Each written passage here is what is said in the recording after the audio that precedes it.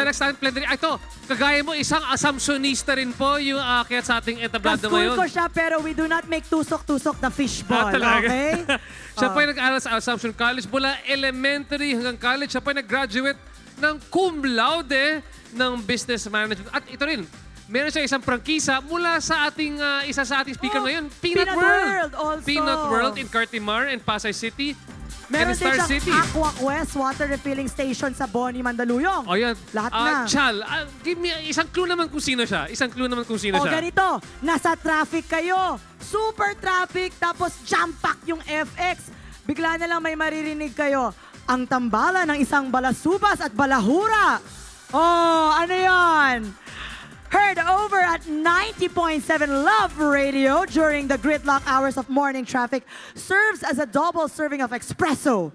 With her imagination-tickling humor, she has created distinct mark in radio industry. Ladies and gentlemen, sino to? Ayun na, alam na nila. Please welcome Miss Emilu Gaite Tiñana, a.k.a. Of course, ang ating Nicole Yala! Binulat mo ako. Binigay ko pa sa iyo yung tip para magsabi. Kaya ko Maraming yan salamat. Miss Nicole, thank you so much for joining us.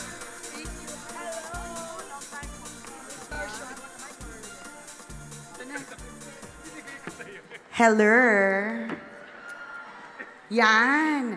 Yan ang gusto ko kasi nininervous ako. Sabi ba naman sa guidelines, ang attire, smart casual to formal. Buti na lang, ito lang yung sinuot ko. Muntik ko nang suotin yung mga feathers ko, tsaka mga kurti-kurtina. Anyways, pinaghandaan ko po itong moment na ito. Isang magandang babae ako. Wow! At syempre, magandang babae at lalaki. Lalaking babae, babaeng lalaki, kayong lahat. Palakpakan! Ayan, para po dun sa mga first time po akong nakita, first time po akong narinig. Muli ako po ay mula sa overall #1 radio station in Metro and Mega Manila, ang 90.7 Love Radio. Kailangan pa bang i-memorize yan? Bisyo na to. Muli ako po si Nicole Yala, ang babaitang sa sobrang tindi ng panga, dighay lang ang pahinga. Yan. Of course, sobrang matindicious to the maximum levelacious na pasasalamat to the people behind the success of Go Negosyo for inviting me to share my life story to all of you today. Siyempre, maraming salamat po sa bonggang-bonggang pagkakataon na ito. Bakit nga po ba ako nandito sa harapan ninyo? Siyempre, una sa lahat, para ipaalam na hindi po lahat ng DJs ay tsaka. Etsos! Na siyempre, kaya po ako nandito ngayon ay dahil gusto ko pong mag-share ng aking kwento and to prove to all of you that there is no such thing as an accident. Alam niyo po, cliche as it may sound, but everything happens for a reason. Hindi man natin alam sa ngayon kung bakit, pero darating ang panahon na marireveal ito sa atin sa tamang oras at sa tamang panahon. I believe ito pong pagkakataon na makapagsalita sa harap po ninyo is all part of a major plan. Isang napakalaking plano na maaring hindi pa natin alam sa ngayon na kung para saan. Pero ang tanging alam ko ay ginamit ako. At oo, isa po akong babaeng nagpapagamit. Yan. Siyempre, nagpapagamit ako sa Diyos.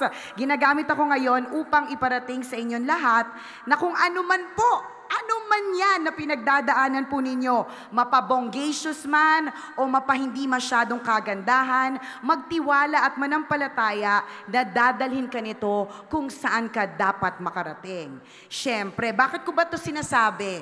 Because all my life, buong akala ko po, kasi nag-aral po ako sa Assumption mula elementary to college, yun nga po nabanggit ng ating host, all my life I thought I was going to be working in the corporate world.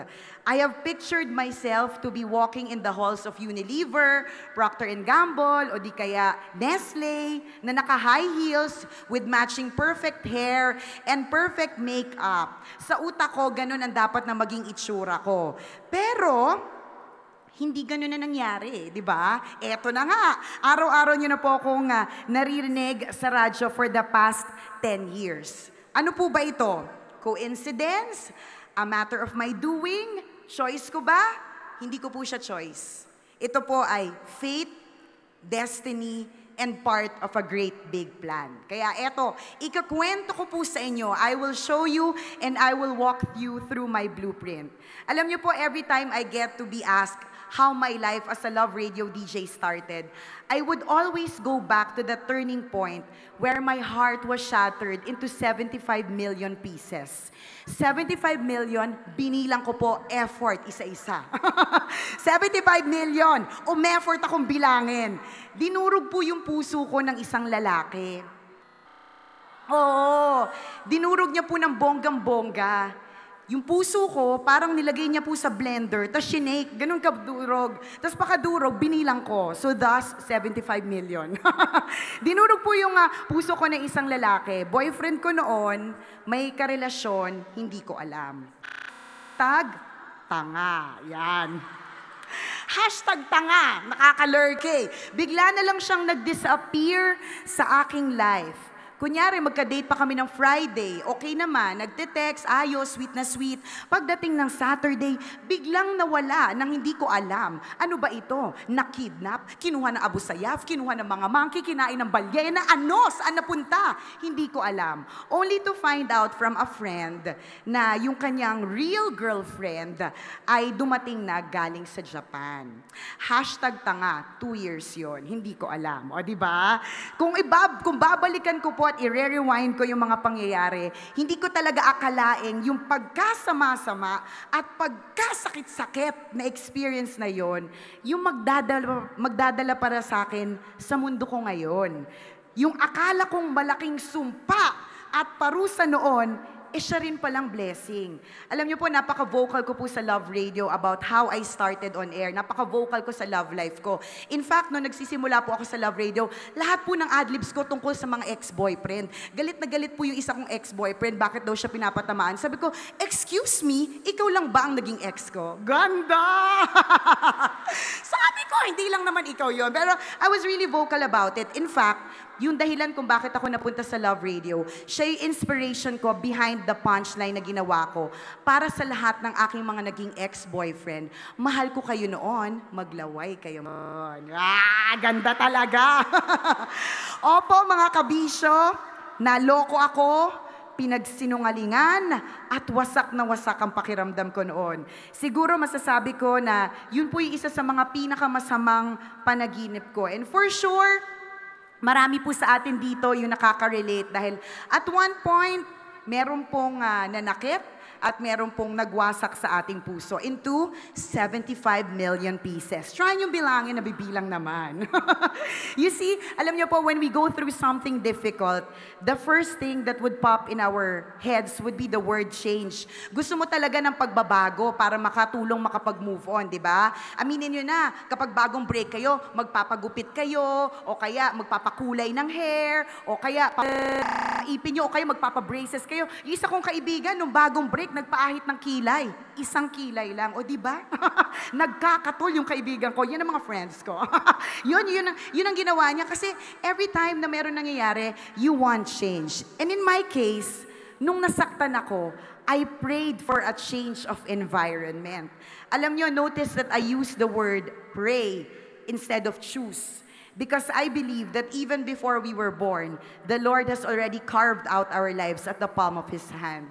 Alam niyo, durug na durug ako. Feeling ko noon, hindi ko na talaga kaya. At sabi ko talaga sa sariling ko, kailangan meron ng greater force na tutulong sa akin, kailangan ko nang ipagpaubaya sa Diyos ang lahat. At kung i-rewind ko ang mga pangyayari, mukhang napakaliit po ng bagay na ito. Pero yung maliit na bagay na yon, yung heartbreak na yon, yung pagdurog sa puso ko ng 75 million pieces, ay isa palang napakalaking bagay.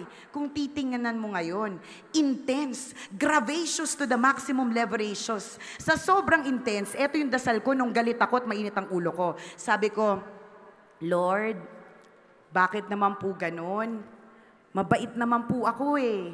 Graduate pa nga po akong virgin. Sabi ko kay Lord. Totoo naman na. Nag-aaral naman po ako ng mabuti dati. Yung mga kaklase ko nangungopya sa akin. Pero bakit ganun? Bakit hindi sa kanila? Bakit kailangan dun sa mabait mangyari yung pag-shatter ng heart into 75 million pieces? Bakit ako pa yung naloko? Nagmahal lang naman ako. Chika, may mga ganon linya. So para lang kaming magjowa ni Lord, inaaway ko siya, promise, inaaway ako. Sabi ko, galit na galit ako sa'yo. Grabe ka. O ganito, Lord, para bati na tayo, help me find a new environment so I can move on. Yun ang sabi ko sa kanya, usapan natin. Yan. Ika nga ng kainuman kong si Albert Einstein. Kainuman ko si Albert Einstein. Sabi niya, God always takes the simplest way. Walang keme, walang production number. At mukhang nung oras na yon, gusto niya nang baguhin yung buhay ko. Hindi na siya nagpaligoy-ligoy pa. Hindi niya na hinaluan ng sari-saring eksena. Hindi niya na hinaluan ng artista ang teleserye ng buhay ko. Anong ginawa niya? Anong ginawa ng Diyos?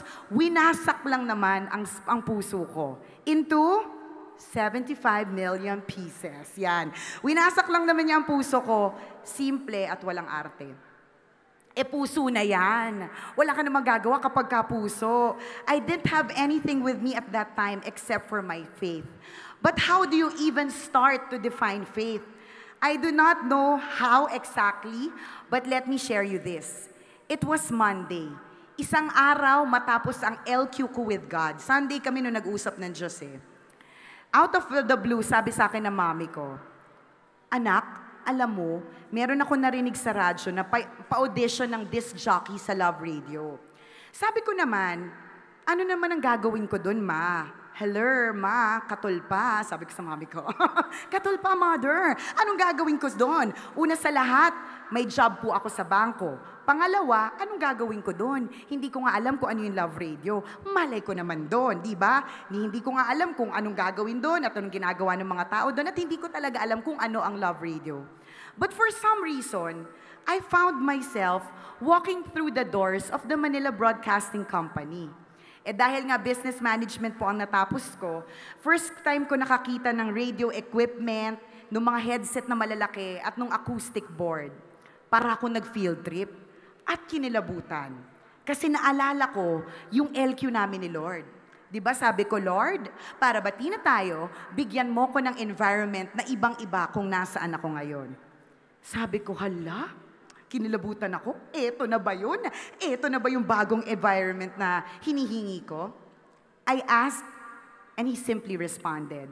That instance, no matter how trivial it may seem, was one of the biggest risks in my life. And I am happy and proud that I took the plunge. Come Tuesday, I was called for an audition. Monday yon. Tuesday, tinawagan ako, audition ka. Wednesday, tinawagan ulit ako, interview. Thursday, interview ulit. Friday, tumawag ang big boss. Sabi niya, pasok ka na sa Love Radio. Diba? Parang eksena sa pelikula. Parang telenovela. Ang ganda ng timing na parang sinadya talaga yung pagkakasulat ng script. I can say that the universe aligned for me at that time. Maybe it was bound to happen.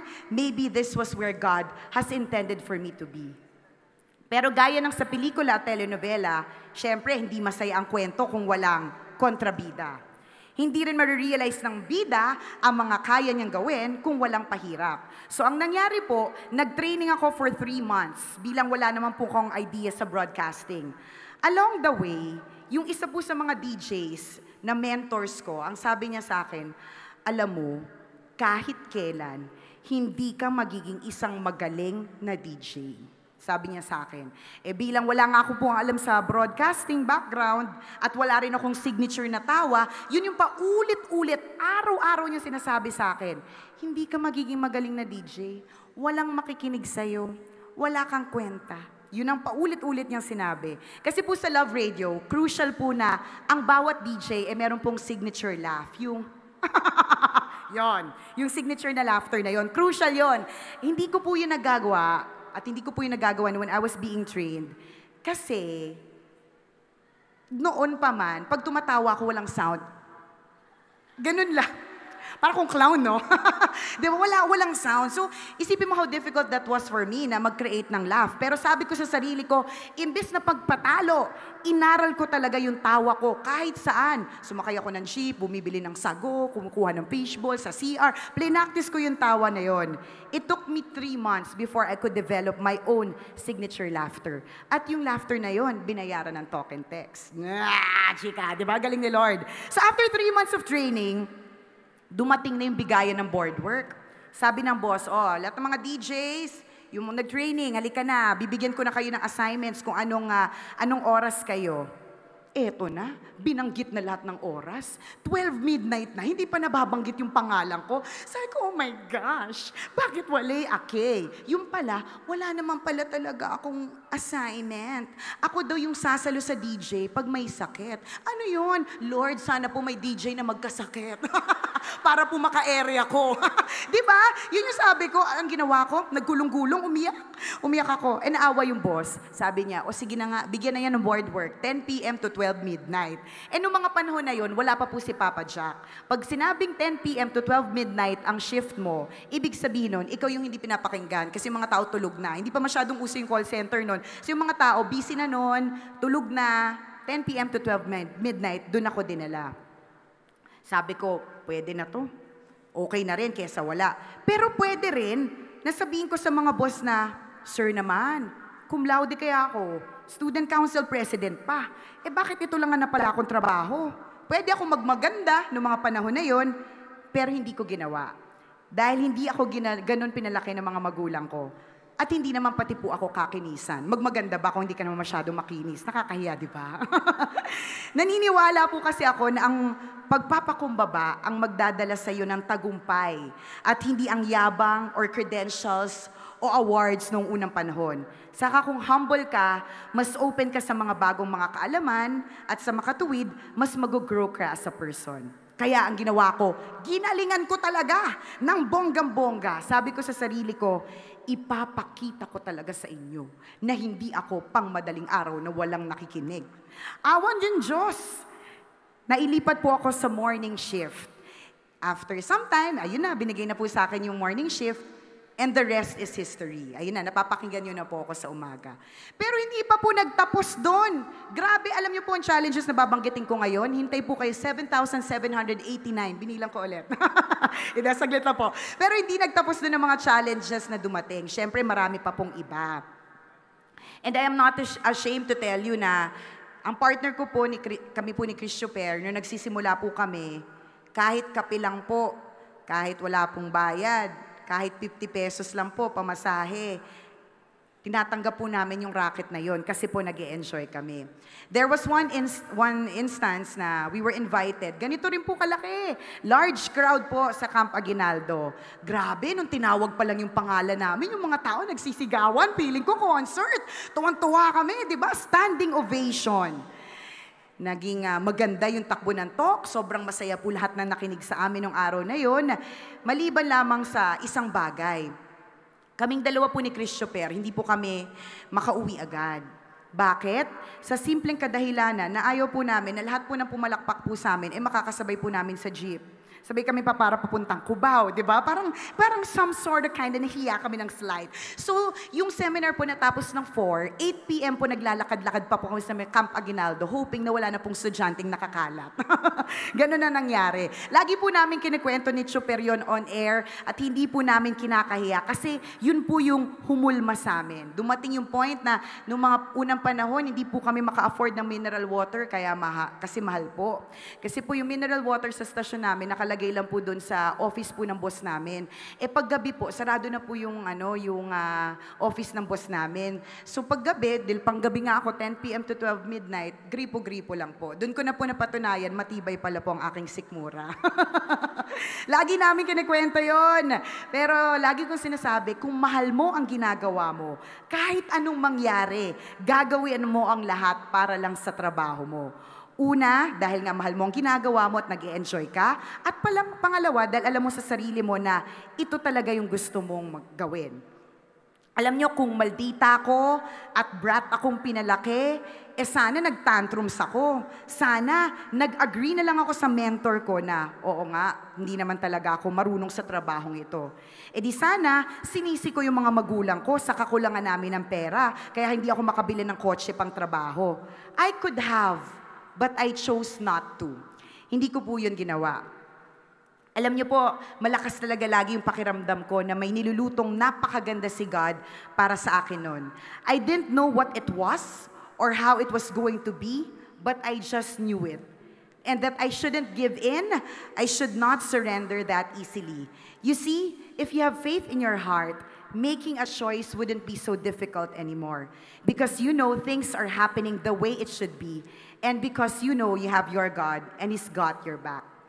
Further along my blueprint lies my family and love life that I never expected to be so perfectly sketched line after line. Naalala nyo, yung unang parte na aking talk, yung sawi story, hindi pa pala nagtapos sa bravery and new career ang lesson ko mula doon. Meron pa palang special delivery si God sa akin in the form of my husband, Ren, and our daughter, Princess. At hindi ako nagsising magtiwala sa Kanya and His perfect timing, planado at plakado. Dito ka naman natutunan ang magtiwala at manampalataya na lahat ng bagay po, lahat ng bagay ay may oras. Everything is on schedule and all you have to do is wait. Sure, there might be times when you would feel cheated on. Ang daya naman ng mundo, ang daya man ng pagkakataon kasi bakit sila meron, samantalang ako wala. But this I tell you, you have to wait. In God's time, you will get what you deserve. And when that time comes, I'm sure, it will be all worth all the pain, the agony, the impatience, and yung pagkakadurog ng heart into 75 million pieces. Alam niyo po noon, feeling ko lahat ng lalaki manloloko.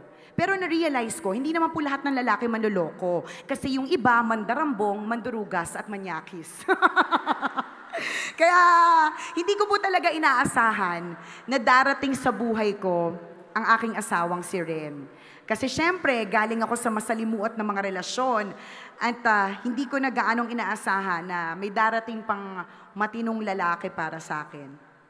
But again, I was faithful that whatever this new situation will bring, it will surely teach me another lesson. Matyaga ako niligawan ni Ren, haba ng hair, until I said yes to become his girlfriend and eventually to be his wife.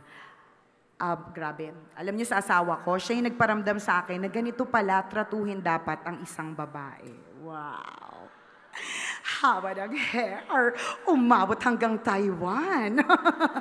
Siya nagparamdam sa akin na ganito pala dapat tratuhin ang isang babae. Diba?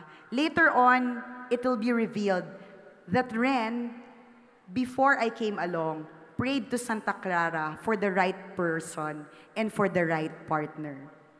And in this newfound role as a wife, I made sure to give the best for my family. I have never felt so happy, most especially when I look back. And I know that this happiness will be doubled, even tripled with a baby to share it with. Pero yung baby ko po ay hindi po dumating until 3 years in our marriage. Akala ko po hindi po gumagana yung matris ko. Pina-check up ko po siya. Doc, yung matris ko po ba ay gumagana? Tinanong ko talaga sa kanya. Kasi isipin niyo yun, 3 years. 3 years akong naghintay. 3 taong paghihintay at pagdarasal na magkaroon ng baby girl with dimples. Specific po ako. Kasi kailangan po sa prayer specific. Yung isang kong kaibigan, narinig ko mag-pray. Sabi niya, Lord, sabi ko dimples, hindi pimples. O yan, nagka-pimple. Kasi hindi siya specific, saka hindi niya nilakasan. Ako specific ako, Lord, ang gusto ko pong baby girl with dimples. 3 taon po akong nagtiis sa mga taong insensitive na nagko-comment. There was this one time, kasi pang umaga nga po ako meron pong isang listener ng Love Radio na nag-text po. Tapos yun yung una, sa lahat naman ng dami na nagte-text araw-araw, ba't naman yun ang una ko nabasa? Ang sabi doon, alam mo Nicole, kahit kailan, hindi mo mapapasaya ang asawa mo dahil hindi mo siya mabigyan ng anak. Ganon ka-insensitive yung mga comments sa mga tao. Isipin niyo yun? Kung nakita ko yung babaeng yun, magpapakulo ako ng noodles at ingungudgud ko ang face niya doon. Buti na lang hindi ko siya nakita. Pero ganun, I was receiving all different kinds of insensitive comments. Hindi po ako nag-attend ng reunion, hindi po ako nag-attend ng party, ng birthday, wala po kayo na-attend na gathering. Kasi for sure, itatanong nila sa akin, bakit hindi pa ako nagkakaanak?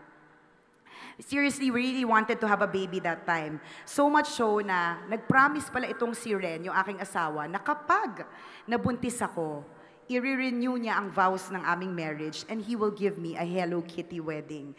So kung fina-follow niyo po ako sa Instagram, sa Facebook, sa Twitter, yun po ang dahilan kung bakit after 3 years, kinasal po kaming ulit at binigyan ako ng Hello Kitty wedding ng aking asawa.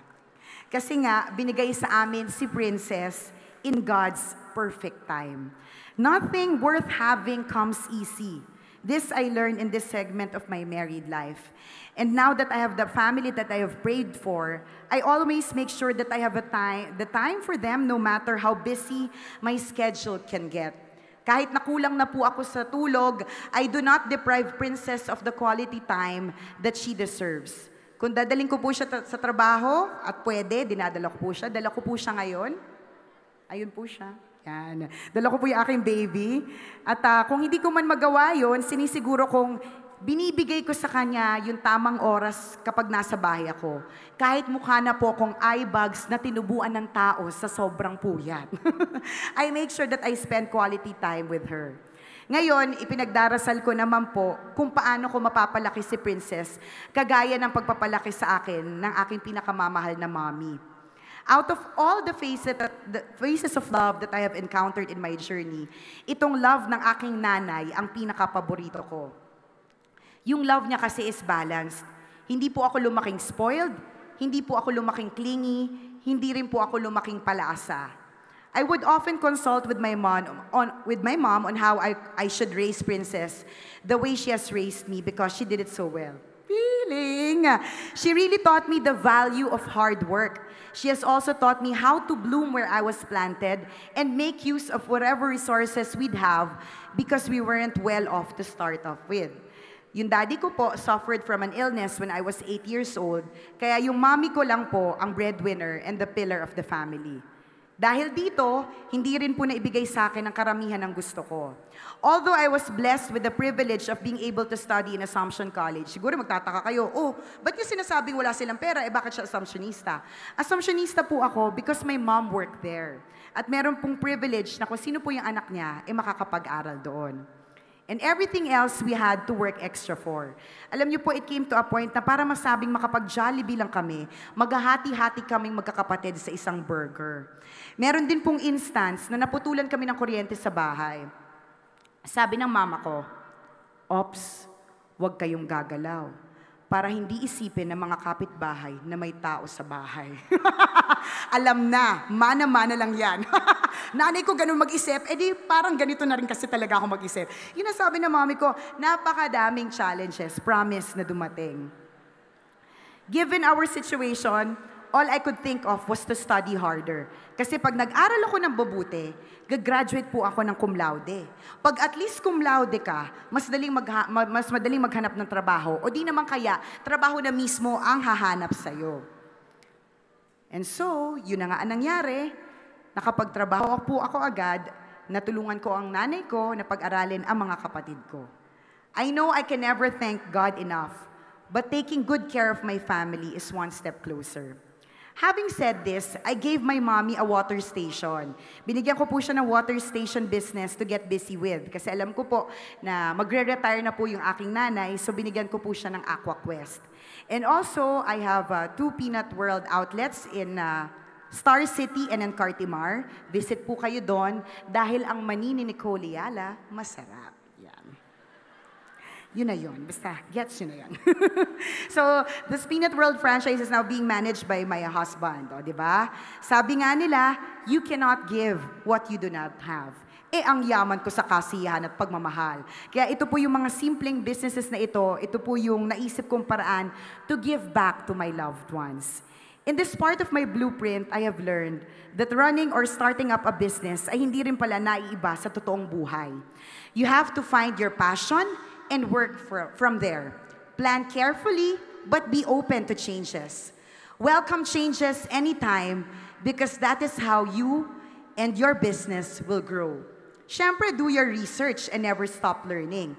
Saka wag magmataas, wag magmayabang. Instead, be humble enough na tanggapin kung anong mga mali at pagkukulang mo at matutong muli. Looking back, I can now say that all the challenges and heartaches and setbacks that I have encountered, endured, and survived in the past were all warm-ups for the amazing life God has blessed me with right now. Kung hindi po ako iniwan at niloko, hindi po ako magiging single and ready to mingle for Ren. Saka hindi rin ako makikipag-LQ noon kay God at magdadasal ng bagong environment na magdadala sa akin sa kung nasaan man ako ngayon. Kung ipinanganak po ako sa isang pamilyang bigay luho o kung lumaki po akong may kaya, hindi ko po matututunan ang halaga ng bawat material possession na meron ako. Hindi ko rin matututunan ng pagsisikap para sa kahit anong nais kong makuha at maabot. Kung sumuko ako noon at naniwala sa mentor kong walang ginawa kundi laitin ako, wala sigurong Nicole Ayala ngayon. At hindi ko rin siguro mabibigyan ng magandang buhay ang pamilya ko. Ang masasabi ko, no regrets, because things really happen for a reason. You might not know it now, but trust that God will show you and guide you. Sabi po ni Ms. Corina Sanchez nung pagdating ko, kinote niya po si Steve Jobs. Feeling ko leveling kami kasi pareha kaming speaker. So I quote from the late Steve Jobs. You can't connect the dots looking forward. You can only connect them looking backwards. So you have to trust that the dots will somehow connect in your future. You have to trust in something. Your gut, your destiny, your life, your karma, whatever. This approach let me down, and it has made all the difference in my life. Lahat po kayo ngayon na nandito sa World Trade Center ay parte na po ng aking kwento at parte na po ng aking blueprint.